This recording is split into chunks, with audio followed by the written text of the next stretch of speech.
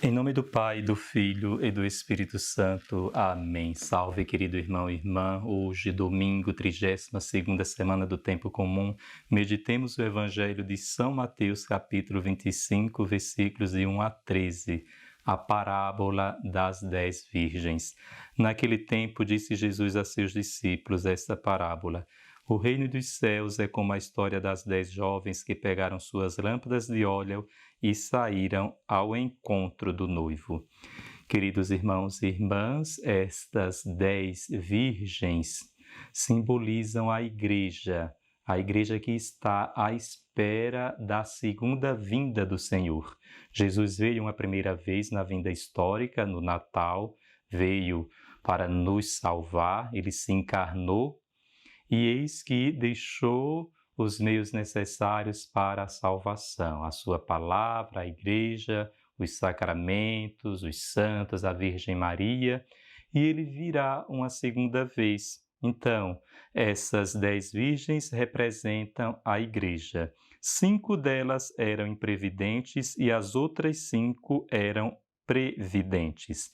Significa que esse número 10 é totalidade e metade da igreja está preparada e metade está despreparada. Então, 5 são imprevidentes. Em grego é moria. A palavra moria significa nécia, tola, irresponsável. Enquanto que a palavra previdente em grego é phronimoi, que significa uma atitude mental de reflexão, raciocínio, cálculo, ou seja, uma atitude de atenção, de inteligência. Não se trata de uma inteligência no sentido intelectual. Aqui significa uma inteligência de estar preparado ou preparada para a vinda do Senhor, tendo uma vida pautada na palavra de Deus. E eis que as imprevidentes pegaram as suas lâmpadas, mas não levaram óleo consigo. Uma lâmpada sem óleo de nada adianta, porque o que faz acender a lâmpada é o óleo. Na verdade, o que significa a lâmpada? A lâmpada é o exterior, é o externo, é o físico. Eu posso ir para a igreja, ter práticas externas religiosas, mas não ter uma experiência profunda de Deus. Eu posso ser uma lâmpada que não se acende. Posso até cultuar a Deus, chorar, me emocionar na igreja, participar assiduamente das missas dominicais, porém me falta aquilo que é essencial, que é o óleo, que na verdade é o Espírito Santo. A vasilha representa o coração. O óleo significa o Espírito Santo. Então é importante que eu vá com o óleo e a vasilha. Ou seja, eu vá com o coração repleto do Espírito Santo ao encontro do Senhor. As previdentes, porém, levaram vasilhas com óleo junto com as lâmpadas. Veja bem, elas foram inteligentes. Então, elas levaram a vasilha é o coração, e o óleo, que é o Espírito Santo. Então, elas tinham uma intimidade profunda com o Senhor. Coração e Espírito Santo significa estar na presença de Deus, que ninguém pode chamar Jesus de Senhor, senão pela presença do Espírito Santo.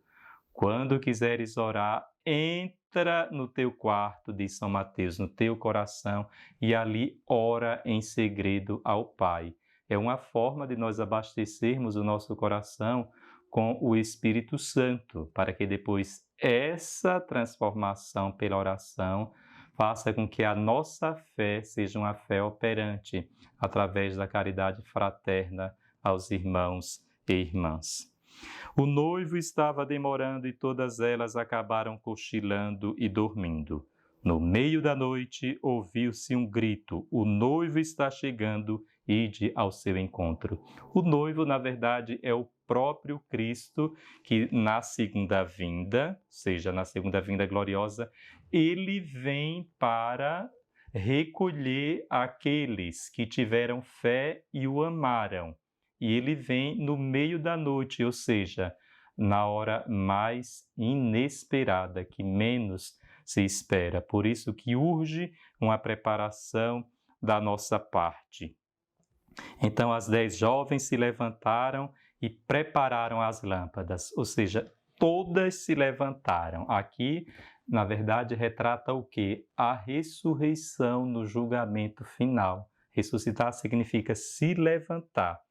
Porém, aquelas que estavam com azeite se levantaram para a eternidade com Deus no paraíso, e as outras para a condenação eterna, porque elas se levantaram sem a fé, sem o amor, ou seja, não se prepararam para a vinda do Senhor.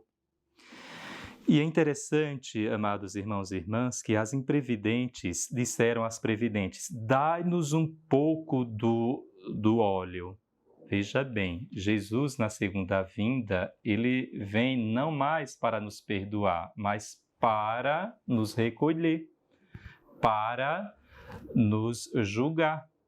O perdão é antes, a caridade fraterna já teve o tempo presente. Então, essa segunda vinda é o momento do julgamento. Então, não se pode terceirizar a piedade. Você não pode passar para o outro uma experiência espiritual diante do julgamento. Então, já houve o tempo. Então, a gente não pode conseguir mais a salvação aqui por carona, em hipótese nenhuma. Então, já houve o tempo necessário, que é este. Por isso que é importante que nós procuremos o Senhor enquanto Ele pode ser encontrado.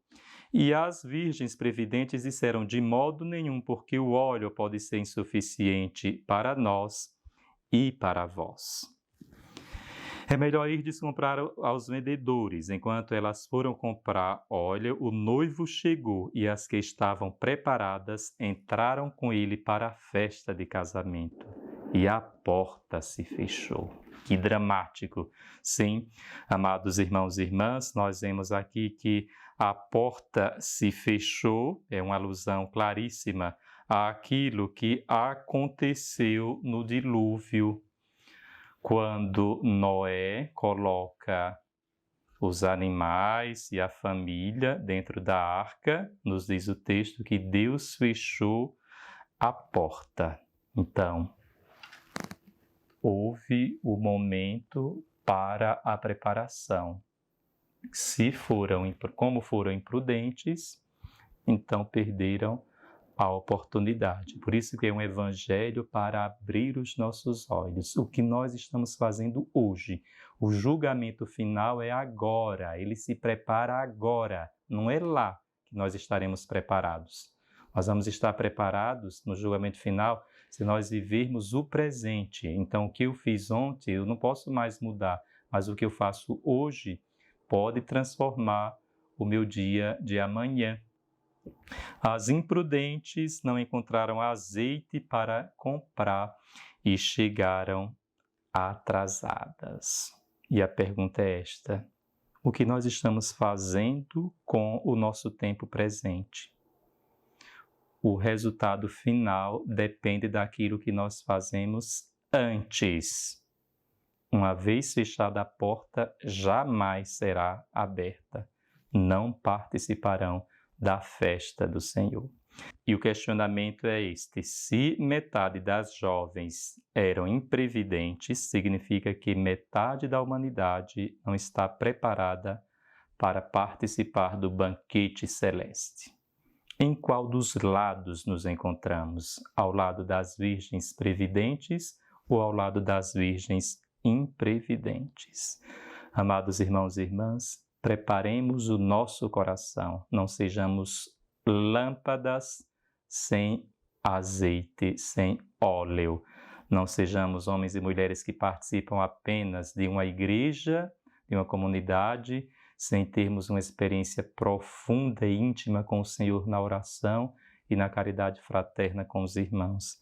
Preparemos a nossa vasilha com o óleo, que tenhamos uma experiência profunda com Cristo, fundamentados numa vida de fé, esperança e caridade.